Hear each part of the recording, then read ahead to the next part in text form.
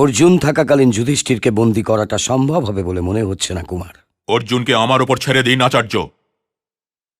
আমিও পরশুরাম শিষ্য অঙ্গরাজ, আর গঙ্গাপুত্র ভীষ্ম পরশুরাম শিষ্য। আমার তোমার বীরত্বের ওপর সন্দেহ নেই, কিন্তু অর্জুন তবু অর্জুনই। বিরাট যুদ্ধতে স্বয়ং তুমি ওর বাণের স্বাদ অনুভব করেছ। তাহলে তো আমাদের ওখানে গিয়ে আত্মসমর্পণ করে দেওয়াই উচিত আচার্য। অঙ্গরাজের কথা বিচার করে দেখা উচিত। গান্ধার নরেশ, আমি প্রধান সেনাপতির কাছে ক্ষমা চাইছি। একটা কথা মনে রাখা দরকার যে আপনারা সমস্ত যোদ্ধাই আমার পক্ষে যুদ্ধ করছেন। যদি আমার শিবিরে অহংকারের সাথে অহংকারের টক্কর লাগে তবে তো আমার পরাজয় নিশ্চিত। এই জন্য আমি আপনাদের সকলের কাছে প্রার্থনা করছি যে আপনাদের অহংকারকে আমার হিতের পরিপন্থী হতে দেবেন না। আর আমি গুরুশ্রেষ্ঠের সাথে এই বিষয়ে একমত যে যতক্ষণ পর্যন্ত আমরা অর্জুনকে যুধিষ্ঠিরের কাছ থেকে দূরে রাখতে না পারবো ততক্ষণ যুধিষ্ঠিরকে বন্দী বানানো সম্ভব নয়। এই জন্য আমি আপনাদের সকলকে এটা জিজ্ঞাসা করছি যে অর্জুনকে যুধিষ্ঠিরের কাছ থেকে দূরে রাখবার গুরুত্বপূর্ণ কাজ কাকে দেওয়া যায়?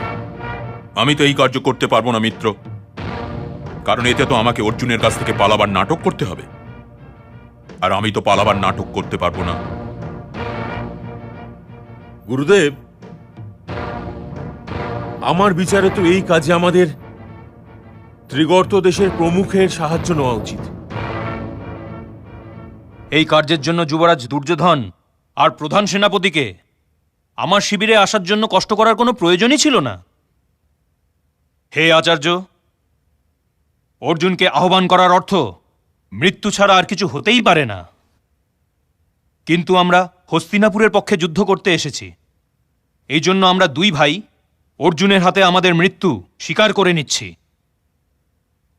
দুঃখ তো কেবল এটাই যে এটা বলতে আপনি স্বয়ং এখানে এসেছেন। যদি আপনার দ্বারপালও আমাদের কাছে এই সংবাদ পৌঁছে দিত, তবুও আমরা আমাদের এই জীবন আপনাকে অর্পণ করতাম। ইতিহাস সর্বদাই তোমার নাম মহাবীরদের মধ্যে গণনা করবে মিত্র। আর আজ তুমি দুর্যোধনের সাথে সাথে হস্তিনাপুরকেও তোমার ঋণী করে নিয়েছো।